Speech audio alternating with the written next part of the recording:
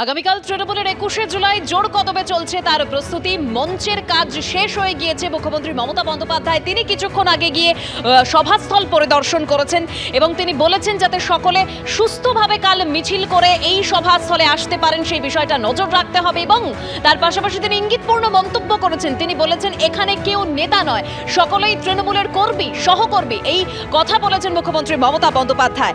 প্রতিবারের মতো এবারেও গীতাঞ্জলি স্টেডিয়াম, নেতাজি ইনডোর, ক্ষুদিরাম অনুশীলন কেন্দ্রে থাকার ব্যবস্থা করা হয়েছে। জেলা থেকে যে সকল কর্মী সমর্থকরা তারা আসছেন তাদের জন্য এবং বিভিন্ন জায়গার ছবি আপনাদের সামনে তুলে ধরেছিলাম এবং এই মুহূর্তে যে ছবি দেখাচ্ছি যখন মমতা বন্দ্যোপাধ্যায় তিনি সভাস্থলে গিয়েছিলেন সেই মুহূর্তের ছবি আপনাদের সামনে রেখেছি।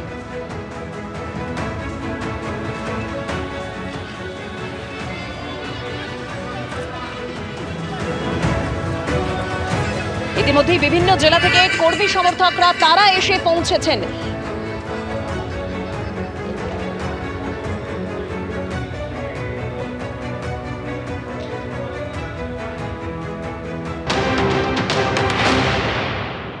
শহীদদের সম্মানে স্মরণে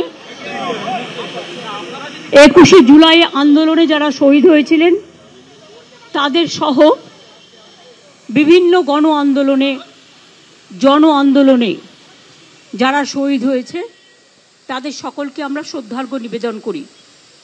আর আমাদের যত ইলেকশন হয় মামাটি মানুষকে ধন্যবাদ জানিয়ে 21শে জুলাইটাকেই আমরা বেছে নিই মামাটি মানুষকে ধন্যবাদ জ্ঞাপন করবার জন্য, মামাটি মানুষ দিবস হিসেবেও পালন করবার জন্য।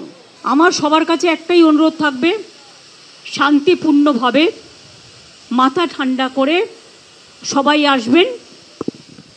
আর যারা বাসে আসবেন অনেক দূরে দূরে জেলা থেকে, বাসের ড্রাইভারকে বলবেন আস্তে চালাতে, জোরে যেন না চালায় যাতে কোনো অ্যাক্সিডেন্ট না হয়। আমি পুলিশকেও বলেছি ব্যাপারটা দেখে রাখতে।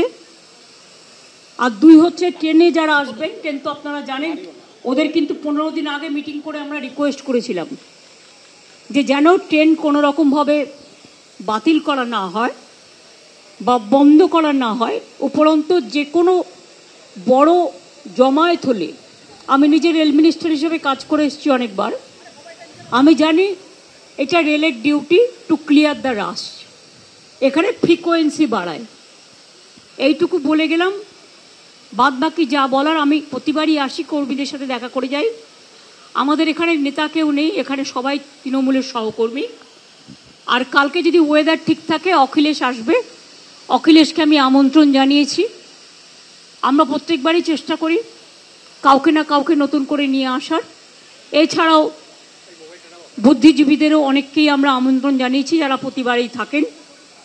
তার কারণ এটা যদি কেউ মনে করেন রাজনৈতিক সভা, শুধু তার নয়, এটা বাংলার অস্তিত্ব রক্ষা, দেশের অস্তিত্ব রক্ষা, বাংলা মাকে রক্ষা করার সভাও।